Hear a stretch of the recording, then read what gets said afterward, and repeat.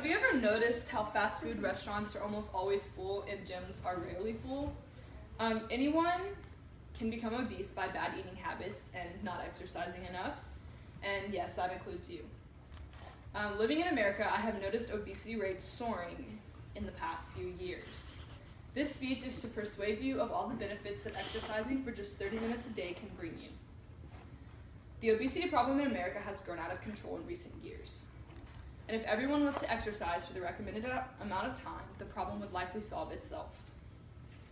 According to an article by Dr. Charles F. Menefield, in 2004, the obesity rate among American adults was 32%. That's 32 out of every 100 people in America, adult people in America, that are rendered obese. All at the same time, the population of obese adolescents in America rose to 17.1%.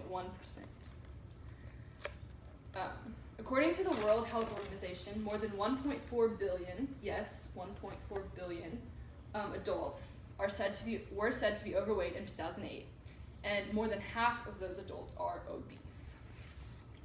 One of the biggest health challenges in the 21st century is the rate of childhood obesity. The chance of overweight children developing cardiovascular disease or diabetes at a much younger age, and there is a higher chance of premature death and disability at a young age. Highly calorific foods without exercise result in weight gain and an unhealthy and very quick increase in weight. And going hand in hand with that, a decrease in physical activity causes an energy imbalance, and it leads to weight gain as well.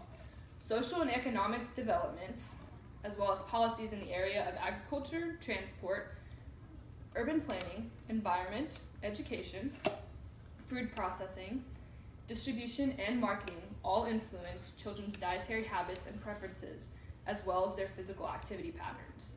Increasingly, these influences are promoting unhealthy weight gain, leading to the steady rise of the prevalence of childhood obesity.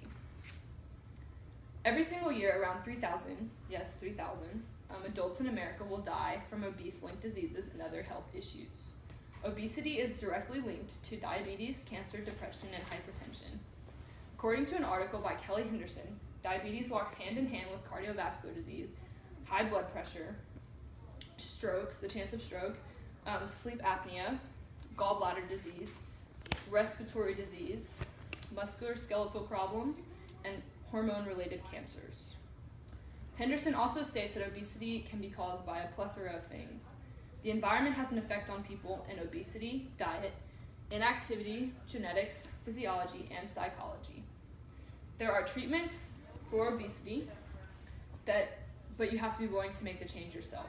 Among these treatments are changing your diets, adding an exercise routine, weight loss programs, behavioral modifications, and in the absolute worst cases, there is always surgery. I am here to persuade you that exercise can help change the obesity rate in America. According to the American College of Sports Medicine members, people training at a low intensity level should exercise for longer, like 30 minutes or more, and people exercising at higher levels of intensity should exercise for lower levels of time, such as like 20 minutes or more. Getting your heart rate up is the most important part of exercising. Getting your heart rate up by doing as little as walking reduces the chance of heart disease. This was learned through an extensive study done by the New England Journal of Medicine. With diabetes rates soaring in young and old Americans alike, exercise is proven to reduce your chance of getting diabetes even without the weight loss.